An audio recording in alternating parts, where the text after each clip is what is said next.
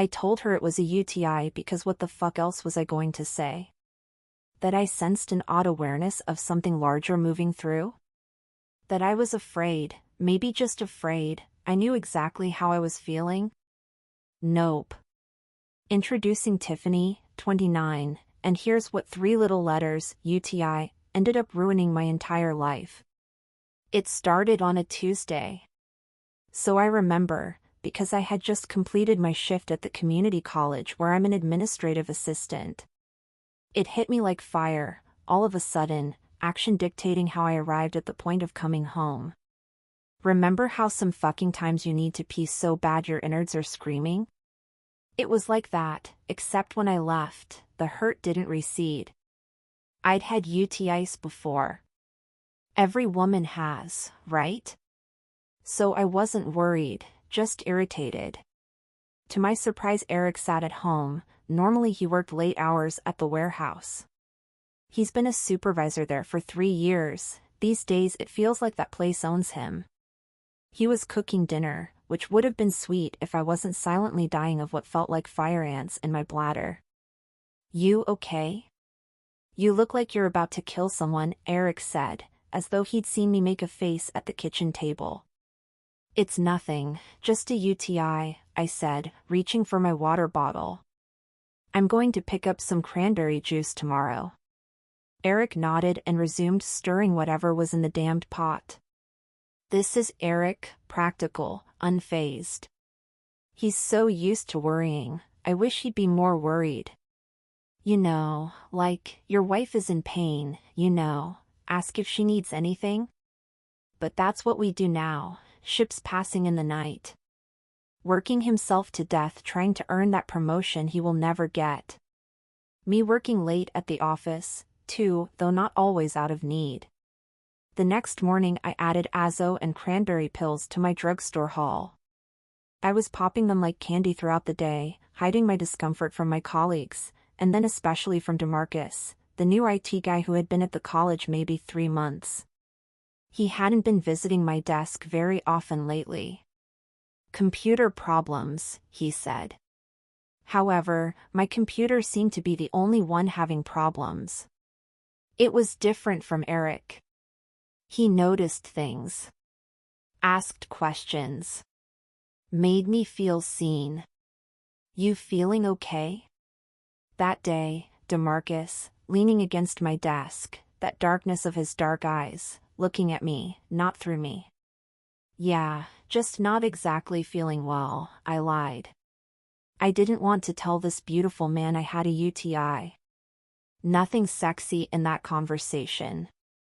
A week went by and the pain didn't go away. If anything, it was worse.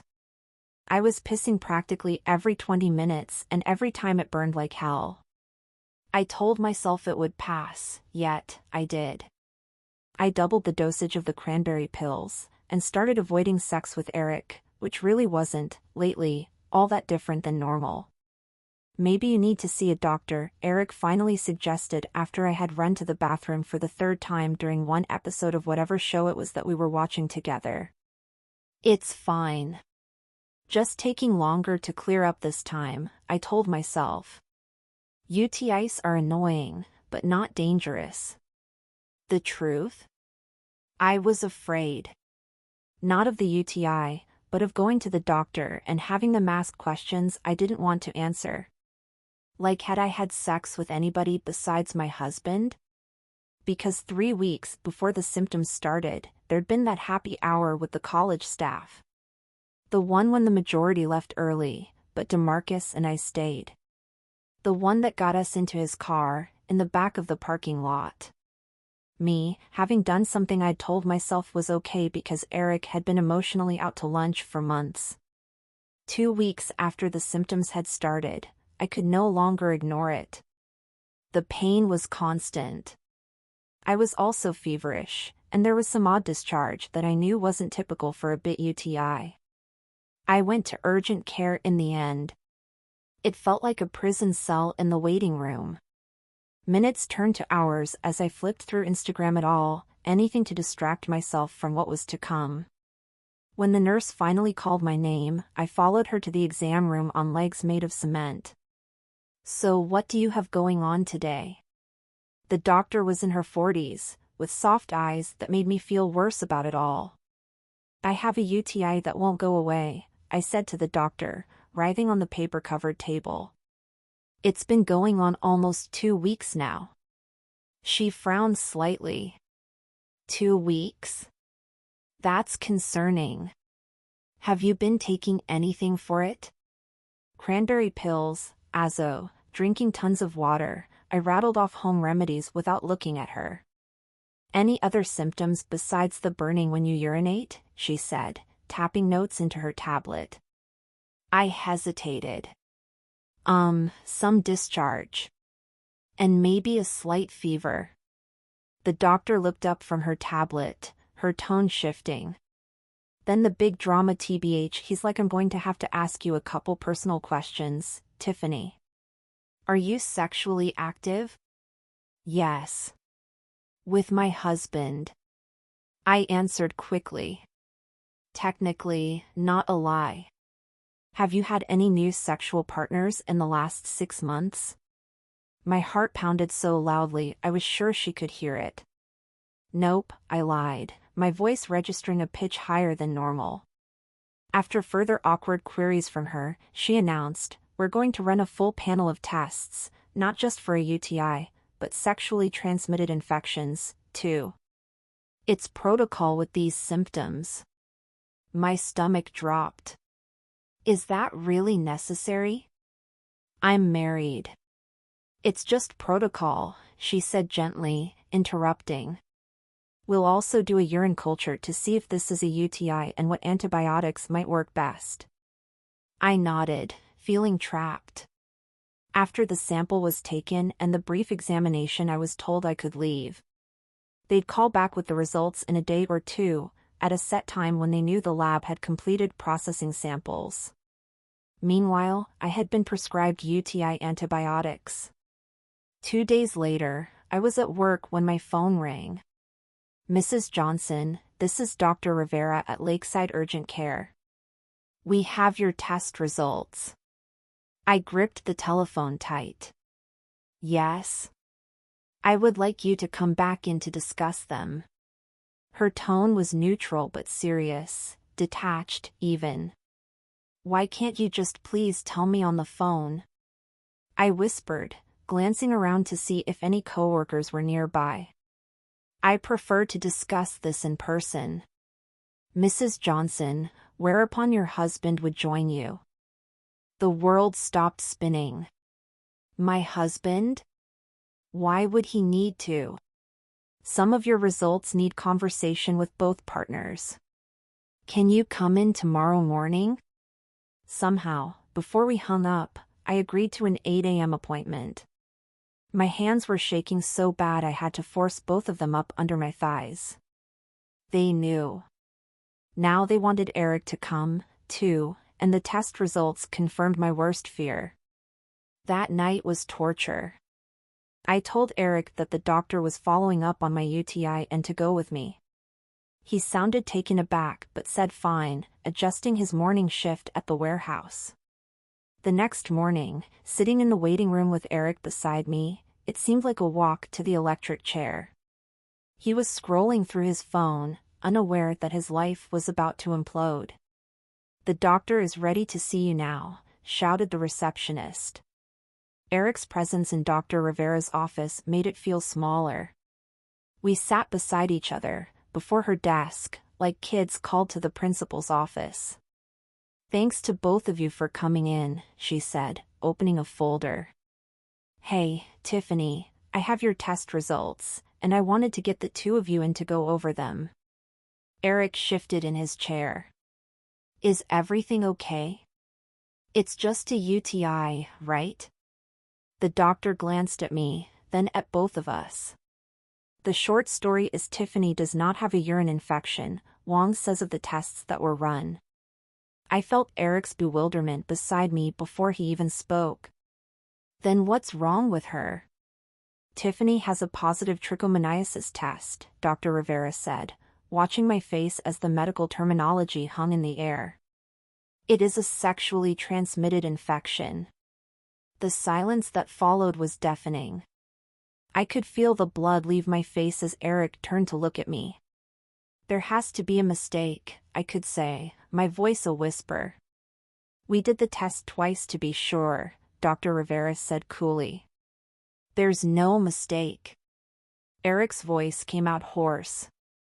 But if it's what you're saying, wouldn't I have it also? We're married. The doctor looked at him with a pity that made me want to disappear. Which is why I brought you both in, he continued. Eric, we should test you, too. You may have an asymptomatic carrier. But because of Tiffany's symptoms and how recently she developed them, we would normally expect both partners to show symptoms or test positive. The suggestion hung there like a guillotine. Eric's expression changed as he started to understand. First confusion, then disbelief, and finally a look of betrayal so primal that it hurt to watch. Are you saying that she contracted this from someone else? He stated flatly. Dr. Rivera maintained her professional composure. I can't speculate on that. All I can tell you is the results, and the medical implications of that. She talked loudly and rapidly about treatment, a simple course of antibiotics for me and testing for Eric, but the words blurred together in my mind as I watched what was left of my marriage dissolve in real time. Eric sat stiff in the seat next to me, eyes locked on a point of wall, jaw locked so tight I could see a muscle twitches. The doctor must have felt the vibe between the two of us because she paused and said, I'll give you 2 minutes, then walked out. The moment the door clicked behind them, Eric swiveled toward me, rage and hurt igniting his eyes. Please don't tell me this is what I think it is. Eric, I said, I can explain, even though I had no idea what I could say to make all of this okay. Explain what? His voice cracked. How do you explain my wife has an STD when I've only been with my wife for 5 years? How did just a UTI end up being this? Go ahead, Tiffany. I'm listening.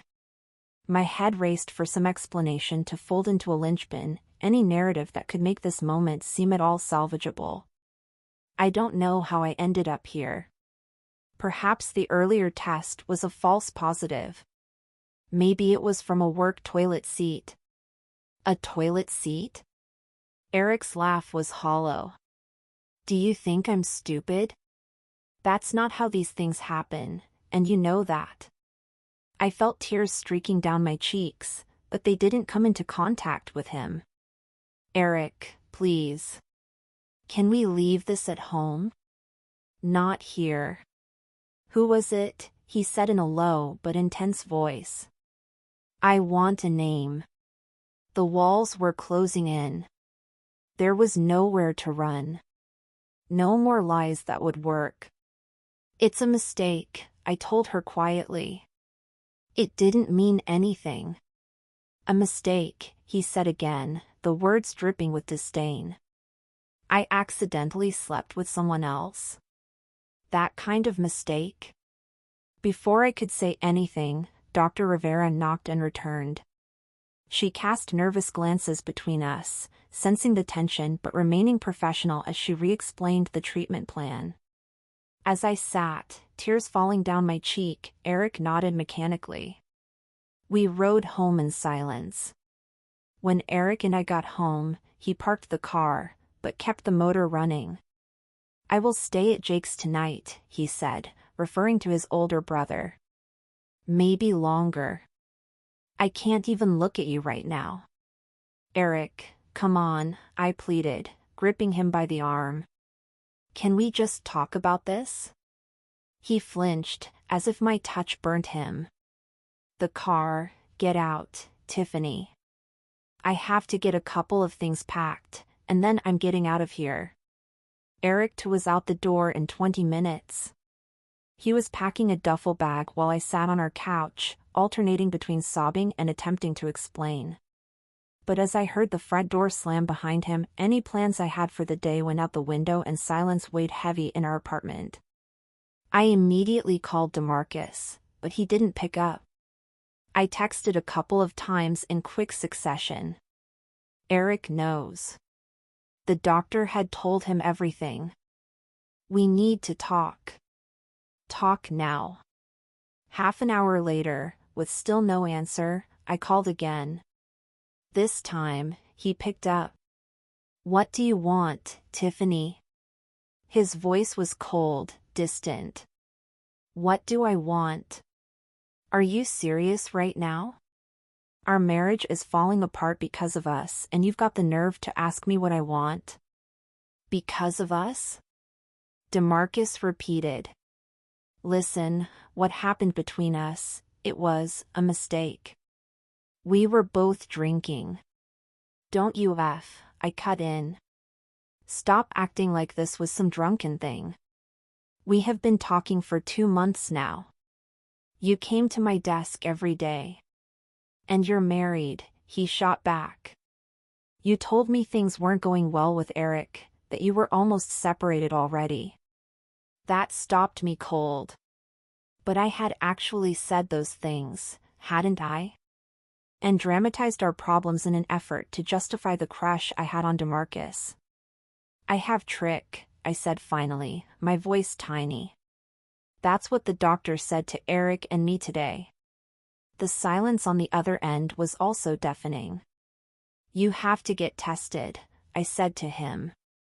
Yes, I just did, he said after a pause. What? When? Once you called from urgent care. I went that same day. His voice was flat. I'm negative. My mind spun with confusion. But how is that possible? If I have it and we... I don't know, Tiffany. Maybe you had it before me. Maybe you got it after. All I know is, I'm clean. The implication hit me like a slap. You mean I slept with several people? That I'm some kind of... Nothing is happening, DeMarcus interjected. I just know my tests. I'd strongly advise that we not talk after this, okay? I'm already applying for a transfer to the West Campus IT department. The following day back in the office was torturous. In a small community college administrative office, news spreads fast. I didn't know whether DeMarcus had said something, whether people were simply reading the energy, but the hushed conversations and side-eye followed me everywhere I went. 2 weeks later, Eric still lived at his brother's. Not 2 weeks of me taking antibiotics, returning to work, hearing the whispering, coming home to an empty apartment. DeMarcus had started transferring, disappearing whenever I got near IT. Then one Friday evening, Eric messaged, "We need to talk. I'll come by tomorrow at 2. Those 7 words put me in a tailspin. I scrubbed our apartment clean for 8 hours, as if erasing dust bunnies might erase my crime from history. My heart nearly shot out of my chest when the doorbell rang at precisely 2 p.m. Eric appeared tired, leaner than when he'd left. Can I come in? He said in the way that sounded something like formality, as if this wasn't his home, too. Of course. I stepped aside. Do you want coffee or... I'm not staying long. And he stood in our living room. I just wanted to say a few things and pick up some more of my stuff. The speech I had meticulously prepared dissipated. Eric, I know I F up, but you can make this better. People make mistakes, and marriages work all the time. Stop. His murmured voice was quiet but authoritative, halting my words in their tracks. I didn't come here to be convinced. I am here because I have questions. And I deserve answers. I nodded and sank down into the couch as he remained standing. Who was it? He asked the question I'd been dreading. I swallowed hard. DeMarcus. The IT guy at work. Eric's jaw tightened, but he did not respond otherwise. How long? It wasn't a relationship, I argued. It was 3 times. Over about 2 months. 3 times is not an accident, Tiffany. That was a decision you kept making. I had no response to that. Because he was right. Were you unhappy with me? His voice cracked slightly. With us?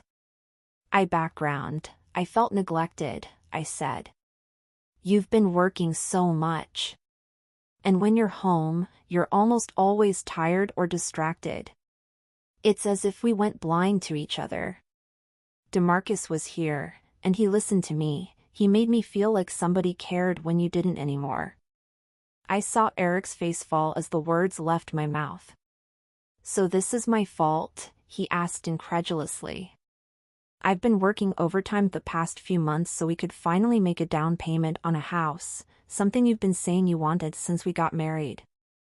Sorry, I haven't been around. I have been preoccupied trying to plan a surprise for our anniversary next month. Screens and shame rolled in and out. I hadn't known any of this. But of course, he continued after a beat, raising his voice a notch. I'm the villain because I didn't make you feel wanted to the extent that you went looking to feel desired by someone else. Multiple times. That's not what I meant, I weakly protested. I'm not blaming you, I'm just trying to explain. You can't explain this away, Tiffany. None. He ran a frustrated hand through his hair. You know what hurts me the most, I think? It's that you cheated. It's that you lied to my face for weeks. You let me sit in that doctor's office and find out from a complete stranger that my wife's been unfaithful. After he left with more of his stuff, I collapsed onto the couch, spent. I had just gotten a text from my best friend, Amber. How did it go with Eric? I looked at the message and didn't know what to say. Finally, I typed. He's still staying at Jake's. He says he needs time. A month after Eric left, we finally started couples therapy. Dr. Baxter, to whom Amber had referred me, suggested that I meet with her for a few individual sessions to begin. During those sessions, Dr. Baxter pushed me to explore the rationalizations I offered myself for the affair. It had at best been uncomfortable, but I started to see that my reliance on outside validation lay at the root of some of my worst decisions. The couples therapy sessions were difficult. Eric struggled to express his hurt without anger, and I struggled to take full responsibility without excuses. And bit by bit, we started the kind of conversation we never had. 3 months into therapy, things took an unexpected turn. A young woman named Keisha, who identified herself as DeMarcus's girlfriend for over a year, messaged me on Facebook. She had discovered our exchanges on his phone and she wanted me to know that he'd been lying to both of us. DeMarcus not only cheated on his girlfriend with me, he could have lied about anything else, including his test results. I pretty quickly told Eric about Keisha's message. I was surprised that he thanked me for not covering it up and being honest instead. It was a small moment of trust restored in an ocean of doubt. He proposed coming home 6 months after Eric moved out. Not because everything's fixed or forgotten, he said, but because bifurcation is a barrier to rebuilding. Our reconciliation would be slow and tentative but healing. I had told people it was just a UTI, because that was easier than facing reality. And it was now that I was realizing the truth, painful though it was, that this was the only way forward.